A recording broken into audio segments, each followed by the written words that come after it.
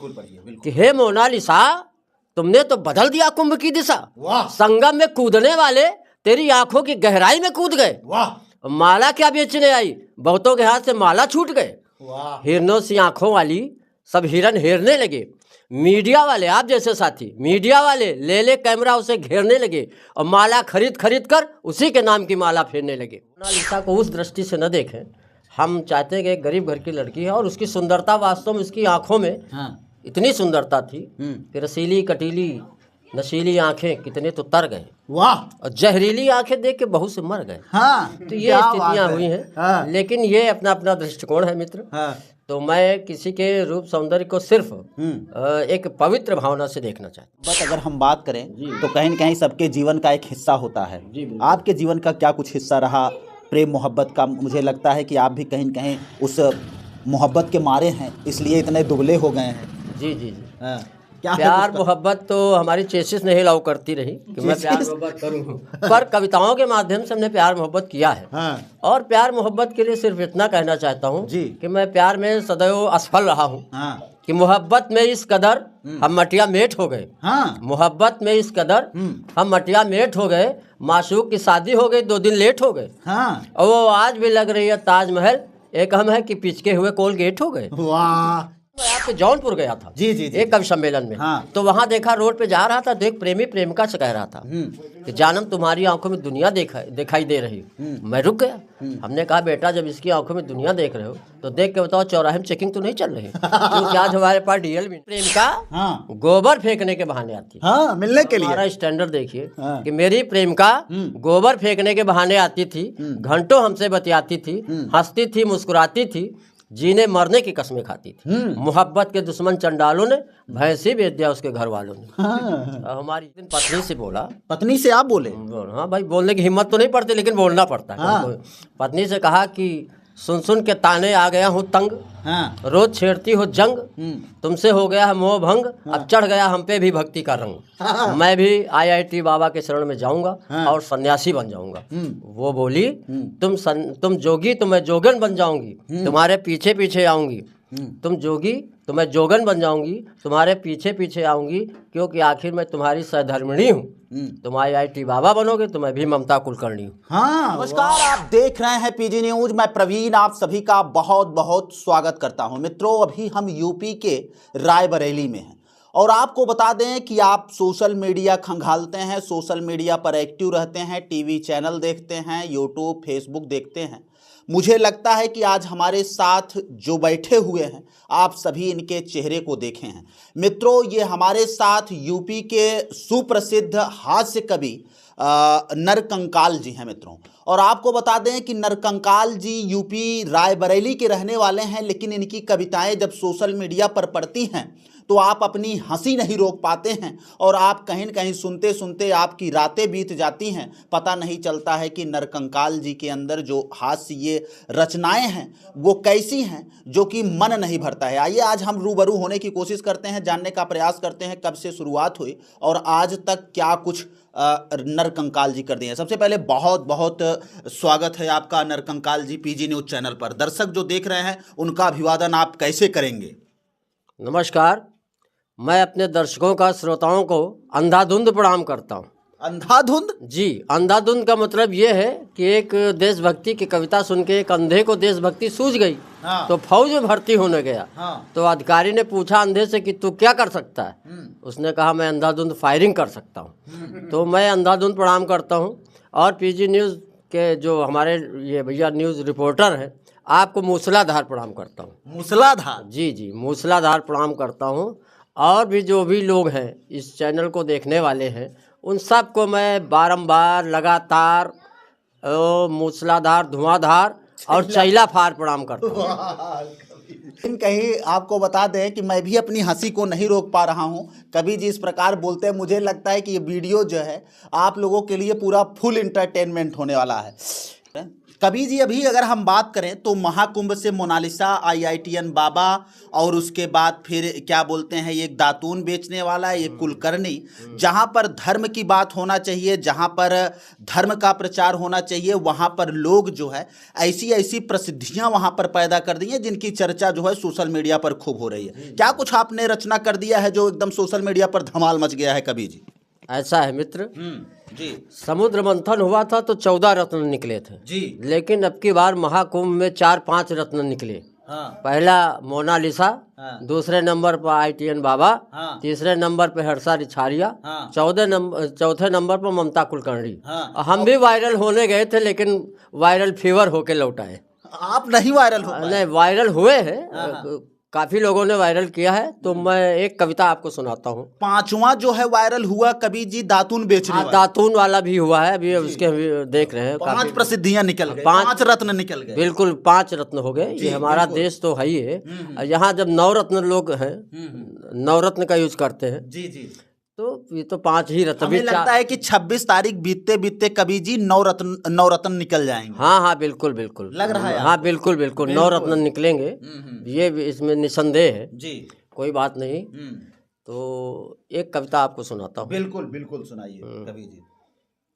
और मीडिया वालों को बहुत धन्यवाद देता हूँ कि एक गरीब परिवार की लड़की को अपने डिजिटल माध्यम से उन्होंने कहाँ से कहाँ पहुँचा दिया है, और फिल्म पा गई, और फिल्म में भी काम उसको मिल गया। ये उसका, हाँ, इसीलिए कहते हैं कि किसी का भाग्य कहाँ से कैसे बदल जाए।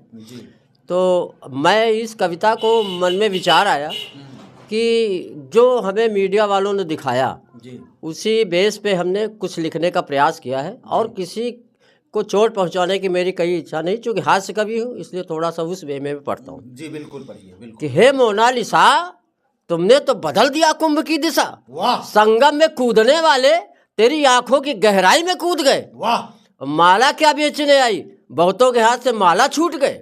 वाह। हिरनों सी आंखों वाली सब हिरन हेरने लगे। मीडिया वाले, आप जैसे साथी मीडिया वाले ले कैमरा उसे घेरने लगे और माला खरीद कर उसी के नाम की माला फेरने लगे। वाह। उसका रूप सौंदर्य नहीं सहा गया, मुझसे नहीं रहा गया, मुझे भी आ गया ताव, मैंने बेच डाला 2 बोरा गेहूं बिना भाव। पहुंच गया प्रयाग जगाने भाग, पता चला वो चली गई। मेरे दिल की हसरत छली गई, दौड़ा दौड़ा आया, IIT बाबा के चरणों में सिर झुकाया, बोला हे बाबा मेरे सिर पर एक बार हाथ फिरा दो, फिर उस अप्सरा के दर्शन करा दो। हाँ। वे बोले मैंने नौकरी और छोकरी को मार दी है लात, अगर करना है तो कर सिर्फ धर्म और अध्यात्म की बात। मैंने कहा बाबा अपना उपदेश दो, राम दाम का अमृत पियो, लेकिन जो पीते हो न पियो। धन्यवाद। वाह क्या बात है। मुझे लगता है कि वाकई में यही कवि जी की जो है वो क्वालिटी है मित्रों, जो कि अपने हास्य रचनाओं से जो है वो आपको हंसा देते हैं। अच्छा कवि जी, कैसे ये मन में विचार आया और जो आपने लाइन बैठाया है वाकई में यही सबके साथ घट रहा था। अब मैं आपको वो सही दृश्य बताना चाहता हूँ, सही बात बताना चाहता हूँ।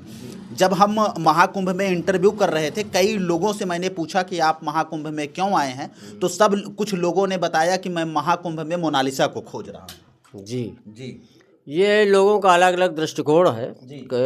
कई लोग मोनालिसा के लिए जो है, इसमें देखिए जो धर्म करने गए हैं उनके लिए कुछ पंक्तियां करना चाहिए। बिल्कुल बिल्कुल। कि धर्म करने वालों के सेंस बदल गए, कई बुढ़ों के तो लेंस बदल गए। वाह क्या बात है। धर्म करने वालों के सेंस बदल गए, कई बुढ़ों के तो लेंस बदल गए। एक साधु ने मुझे फटकारा कि तूने कुछ नहीं विचारा, अरे तीर्थ में धर्म कर, अरे बेशर्मो थोड़ा बहुत तो शर्म कर। वाह। तो मोनालिसा को उस दृष्टि से न देखें। हम चाहते हैं कि एक गरीब घर की लड़की है और उसकी सुंदरता वास्तव में उसकी आंखों में इतनी सुंदरता थी कि रसीली कटीली नशीली आंखें कितने तो तर गए। वाह। और जहरीली आंखें देख के बहुत से मर गए। तो ये स्थितियां हुई हैं। लेकिन ये अपना अपना दृष्टिकोण है मित्र। तो मैं किसी के रूप सौंदर्य को सिर्फ एक पवित्र भावना से देखना चाहता हूँ। जी बिल्कुल। और ये उसका ईश्वरी जो है उसके ऊपर अनुकंपा हुई है और इतना दिव्य सौंदर्य उसने पाया है। और वो जिस चीज़ के लिए पूरे विश्व पटल पे उसका विख्यात हुई है, और उसे वो मुकाम मिलना चाहिए। फिल्मों में भी गई है। हम सब लोगों की बहुत बहुत शुभकामनाएं। शुभकामनाएं हैं। आगे क्या कुछ लाइनें हैं कवि जी? आगे लाइन उसके बाद जो एक दिन एक छोटा सा व्यंग सुनाता हूँ आपको। हाँ हाँ बिल्कुल, व्यंग होना चाहिए। जैसे चौथे नंबर पे बताया, एक दिन पत्नी से बोला। पत्नी से आप बोले? हाँ भाई, बोलने की हिम्मत तो नहीं पड़ती लेकिन बोलना पड़ता है। हाँ। पत्नी से कहा कि सुन सुन के ताने आ गया हूँ तंग, हाँ। रोज छेड़ती हो जंग, तुमसे हो गया है मोह भंग, अब चढ़ गया हम पे भी भक्ति का रंग। मैं भी IIT बाबा के शरण में जाऊंगा और सन्यासी बन जाऊंगा। वो बोली, तुम जोगी तो मैं जोगन बन जाऊंगी, तुम्हारे पीछे पीछे आऊंगी। तुम जोगी तो मैं जोगन बन जाऊंगी, तुम्हारे पीछे पीछे आऊंगी, क्योंकि आखिर मैं तुम्हारी सहधर्मिणी हूँ। तुम IIT बाबा बनोगे तो मैं भी ममता कुलकर्णी हूँ। हाँ, वाह क्या बात है। आपको बता दें मित्रों कि कहीं न कहीं कवि जी जो है अपनी कविताओं से इन दिनों सोशल मीडिया पर खूब धमाल मचा रहे हैं। और उन नवरत्न की जो बात कर रहे थे, जो महाकुंभ से 5 रत्न निकले थे, सारे रत्नों पर कवि जी लिख दिए। कवि जी आपकी उम्र तो मुझे लगती है कि 50 प्लस होगी। 50 प्लस है, लेकिन मन से जवान हूँ। मन से जवान? जी बिल्कुल, शरीर से नहीं। ये कब से लिखना शुरू किए आप, और आज इतना अच्छा आप लिख रहे हैं कि आपकी लाइनें जो हैं हम बात करें नौजवान जो है बहुत पसंद कर रहे हैं कवि जी। ऊपर वाले की कृपा है। और मैं तो लिख रहा हूँ बचपन से। कविता के संस्कार हमारे माता पिता के द्वारा हमको मिले हैं, और शुरू से ही हमारा परिवार आध्यात्मिक और धार्मिक प्रवृत्ति का रहा है। तो कविता के कहीं न कहीं से हमको वहीं से सजेशन मिले, और हम लेकिन मंचों पे हमारा दखल हुआ है सन 1998 से। 98 से? हाँ, सन 98 से मैं लगातार मंचों पे 2-2.5 हजार मंच कर चुका हूँ, और बहुत जनता ने हमको प्यार दिया है। और यही प्यार बना रहे जनता का हमारे ऊपर, हम यही चाहते हैं। क्योंकि आप ही जिसको चाहते हैं उठा देते हैं, आप ही जिसको चाहे गिरा सकते हैं। क्या लग रहा है आज के बाद जो है वो कहीं न कहीं आपकी TRP बढ़ने वाली है, आपकी लोकप्रियता बढ़ने वाली है? क्योंकि मुझे लगता है कि आज से आप डिजिटल प्लेटफॉर्म पे, आप एक ऐसे प्लेटफॉर्म पर अपना इंटरव्यू दे रहे हैं जिनके कई लाखों में सब्सक्राइबर हैं, और आपकी वीडियो जो है वो मोस्ट पॉपुलर में जाने वाली है। आगे क्या कुछ लाइनें सुनाएंगे कि हमारे दर्शक जो है वो हंसते हंसते झूमना शुरू कर देंगे? और अगर कहीं बात करें तो आपकी वीडियो जो है वो लेकर अपने नात रिश्तेदारों को भेजना शुरू कर देंगे। जी बिल्कुल, निसंदेह आप लोग बहुत अच्छा कार्य कर रहे हैं। अब मैं यही चाहता हूं कि आपका चैनल जो है पूरे इंटरनेशनल स्तर पे रहे। जी बिल्कुल। और आपके दर्शकों की संख्या बढ़ती रहे, मैं चाहता हूं। चलिए, मैं अभी दिल्ली में केजरीवाल सरकार की हार पे एक नई कविता आपको सुनाता हूँ। बिल्कुल बिल्कुल। हालांकि मैंने पैरोडी नहीं लिखी है, मेरे पास सुर नहीं है, असुर गायक हूँ, लेकिन मैं चाहता हूँ कि वो आप सुन ले। आजकल एक धुन बहुत चली है, उसी पे हमने कुछ 4-6 लाइनें पैरोडी लिख दी हैं। कौन सी धुन है कवि जी? हाँ, वो बता रहा हूँ, वो धुन आपकी समझ में आ जाएगी। बिल्कुल। ये बोल रहे हैं अन्ना, मेरी बात न मानी मुन्ना। ये बोल रहे हैं अन्ना, मेरी बात न मानी मुन्ना। तुम ठेल के आगे बढ़ गए, हम सब की खोपड़ी चढ़ गए। बंसीयम किया घोटाला, पड़ गया बाप से पाला। ये है कुदरत का खेल, फिर से जई हो बच्चा जेल। तुनक तुनक तुक तुन्ना, तुनक तुनक तुक तुन्ना। और इसके आगे की पंक्तियां सुन लीजिए। क्या बात है। क्या कहाँ से कहाँ लोग पहुँच जाते हैं। जी। राजनीति कहाँ से कहाँ जो व्यक्तियों को पहुँचा देती है, और जिस पद को पाने के बाद फिर राष्ट्र सेवा नहीं जीवन में दिखाई देती, तो एक पीड़ा होती है। बिल्कुल बिल्कुल। कि झाड़ू से मनी कमाया, झाड़ू से मनी कमाया, है शीश महल बनवाया। तुम अपने जाल में फंस गए, 100 फुट नीचे धंस गए। सुनो दिल्ली के रेट, वाह, सुनो दिल्ली के रेट, तेरे पीछे ईडी कैट। तुनक तुनक तुक तुन्ना, तुनक तुनक तुन्ना। मैं पैरोडी नहीं लिखता, लेकिन लिख दिया हमने कुछ, जैसा भी आप लोगों का। और क्या आप चाहते हैं क्या कवि जी? लेकिन ये प्यार जो है, प्यार बहुत अच्छी चीज़ है जी। और जहाँ भी जाता हूँ मैं देश दुनिया में, आज की अगर युवा पीढ़ी की बात किया जाए कवि जी, तो वो प्यार की तरफ जो है वो ज्यादा झुक रहे हैं और उसी में अपना करियर बर्बाद कर दे रहे हैं। क्या कुछ कहेंगे उनको, क्या लाइनें होंगी? युवा पीढ़ियों के लिए मैं ये कहना चाहता हूँ बिल्कुल कि प्यार का बल्ब जलाए रहिए, बस फ्यूज होने से बचाए रहिए। आजकल का प्यार बहुत टेम्परेरी है कि प्यार का बल्ब जलाए रहिए, बस फ्यूज होने से बचाए रहिए। लाइन एंगेज है तो होने दो, फोन नंबर मिलाए रहिए। आजकल एज घटाने के लिए डाई बालों में लगाए रहिए। एक दिन मैं डाई लगा के गया तो आप जैसे रिपोर्टर ने हमसे पूछ लिया जी कि नरकंकाल तुम क्यों डाई लगाए हो? मैंने कहा मैं गांधी जी का भक्त हूँ और गांधी जी कहा करते थे डू और डाई। तो हम डू तो नहीं कर सकते, डाई तब तक करेंगे जब तक डाई न हो जाए। आजकल एज घटाने के लिए डाई बालों में लगाए रहिए। दिल अगर टूट भी जाए कंकाल तो फेविकोल से चिपकाए रहिए। प्यार का बल्ब जलाए रहिए, बस फ्यूज होने से बचाए रहिए। लेकिन जहाँ भी जाता हूँ आजकल के युवा प्यार में इस कदर डूबे मिलते हैं। तो ये सारी चीजें हैं, लेकिन उन युवाओं को, उन प्रेमियों को मैं ये कहना चाहता हूँ जी बिल्कुल कि जो प्रेम में असफल होने पर बड़ा कीमती है। इस जीवन को इस संवारने में, सजाने में, पालने पोसने में माता पिता का कितना बड़ा हाथ होता है, सही बात, कितना समाज का योगदान होता है। और इस जीवन को किसी प्रेमिका के चक्कर में या प्रेमी के चक्कर में आप जीवन लीला खत्म कर देते हो। तो मैंने उन युवाओं के लिए 4 पंक्तियां कही। बिल्कुल कह दीजिए कि न सल्फास खाओ न कलाई काटो, न सल्फास खाओ न कलाई काटो, जब तक मिले खूब मलाई चाटो। अगर एक छूट भी जाए तो दूसरी लुगाई छाटो। प्यार में आप असफल हो जाए तो अपने जीवन को न समाप्त करें, बल्कि कहीं दूसरा नया जीवन तलाशने की कोशिश करें, नया प्रेम पाने की कोशिश करें। यही मैं युवाओं से कहना चाहता हूँ। और भी प्यार में बहुत कुछ है, कहा जा सकता है। वो अपना वाला सुना दीजिए जो गोबर पाथने आते थे। बिल्कुल बिल्कुल। हमारा स्टैंडर्ड हम लोगों पे कौन मरेगा। वैसे ये है कि जो नहीं हम पे, अरे आप इतना अच्छा बोलते हैं महाराज, आपके ऊपर कोई भी गिर जाएगा। हाँ, जो हमसे नहीं प्यार करती है, जो हम पे नहीं मरती, हम उसको फिर मार ही के आते हैं। ये प्यार पे है। तो मैं कुछ पंक्तियां सुनाता हूँ। जी बिल्कुल बिल्कुल कवि जी। कि मेरी प्रेमिका गोबर फेंकने के बहाने आती है, मिलने के लिए। हमारा स्टैंडर्ड देखिए कि मेरी प्रेमिका गोबर फेंकने के बहाने आती थी, घंटों हमसे बतियाती थी, हंसती थी, मुस्कुराती थी, जीने मरने की कसमें खाती थी। मोहब्बत के दुश्मन चंडालों ने भैंसी बेच दिया उसके घर वालों ने। हमारी ये स्थिति हो गई तो हमने सोचा चलो कोई बात नहीं, प्रेमिका छूट गई तो छूट गई। अब शादी अगर हो जाए भगवान की दया से, खैर किसी तरह शादी वाले लोग आए। हम भी लड़की देखने गए।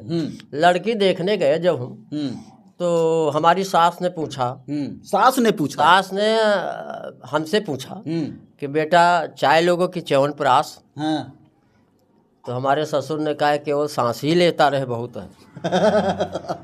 क्योंकि आपकी मतलब दशा देखकर वो कहे सांस लेता रहे वही सही है। हाँ, सांस ही लेता रहे बहुत है। तो फिर इसी तरह बात आगे बढ़ती रही। शादी हम फिर लड़की देखने आई हमको। तो लड़की से उसके माँ बाप ने कहा कि तुम भी लड़के को देखो। वो लड़की हमको 1.5 घंटे घूरती रही। फिर बोली कि पापा हमको न दिखाओ, इनको किसी अच्छे डॉक्टर को दिखाओ। फिर मैं डॉक्टर के पास गया। हमने कहा डॉक्टर साहब कुछ ऐसा करो कि हमारा विवाह हो जाए। तो डॉक्टर ने 3 महीने इलाज किया। 3 महीने इलाज करते रहे। एक दिन हमने कहा डॉक्टर साहब आप 3 महीने से हमारा इलाज कर रहे हैं, सीटी स्कैन किया, ब्लड चेक किया, एक्सरे किया, सारी जांचें करवाई, हमको बताओ बीमारी क्या है? तो डॉक्टर ने कहा तुम्हारी बीमारी तो पोस्टमार्टम के बाद पता चलेगी। खैर किसी तरह शादी तय हो गई। शादी तब तय हो गई और पत्नी विदा होने लगी। तो हमारी सास ने कहा कि बिटिया आज से यही तुम्हारी जिंदगी है। अच्छा, आपको बोली कि यही आपकी जिंदगी है? हमारी पत्नी से कहा। तो फिर उसने हमको घूरा, कहा लानत है इसी जिंदगी पे। तब से बहुत हमारा प्रेस्टीज बहुत बढ़ गया है। हम हर जगह पे हमारा बहुत सम्मान, इतना ज़्यादा सम्मान है कि हम कह नहीं सकते।